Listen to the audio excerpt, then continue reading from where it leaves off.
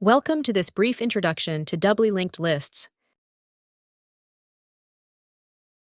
What is a doubly linked list?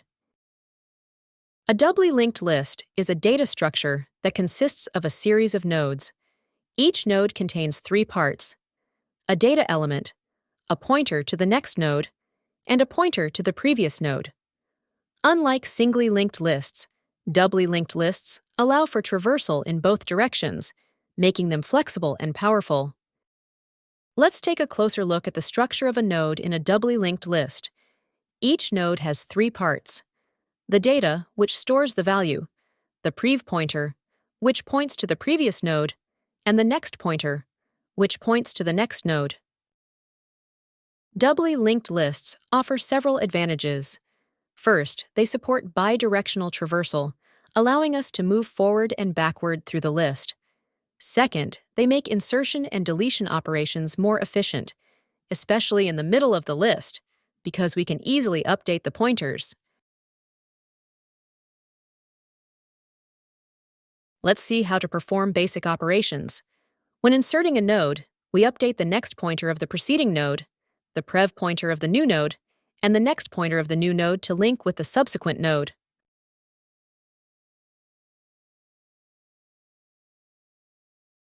First, let's look at inserting a node at the beginning of the list. We start by creating the new node and setting its next pointer to point to the current head of the list. Then, we set the previous pointer of the current head to point to the new node. Finally, we update the head of the list to be the new node. Now, let's see how to insert a node in the middle of the list, between two existing nodes. First, we set the next pointer of the node before the insertion point to point to the new node, and we set the prev pointer of the new node to point back to this preceding node. Next, we set the next pointer of the new node to point to the following node, and we update the prev pointer of the following node to point back to the new node.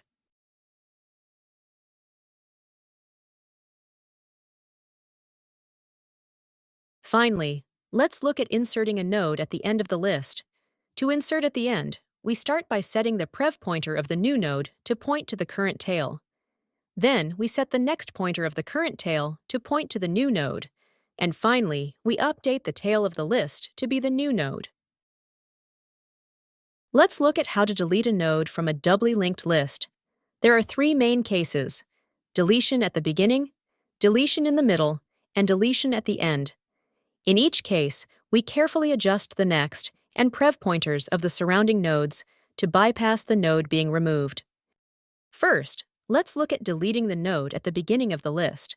We start by updating the head of the list to point to the second node. Then, we update the prev pointer of this new head to null, effectively disconnecting the original head from the list. Now, let's see how to delete a node in the middle of the list. To do this, we update the next pointer of the node before the one being removed to point to the node after it. Similarly, we update the prev pointer of the node after the one being removed to point back to the node before it. This effectively bypasses the node we want to delete. Finally, let's look at deleting the node at the end of the list. To delete the last node, we start by updating the next pointer of the second to last node to null, effectively making it the new tail.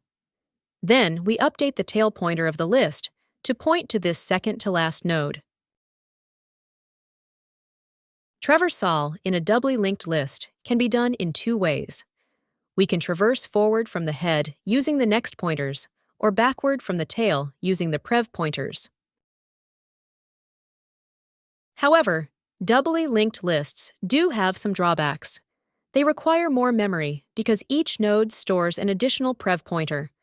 Also, operations become more complex, as we must carefully manage both prev and next pointers to avoid errors.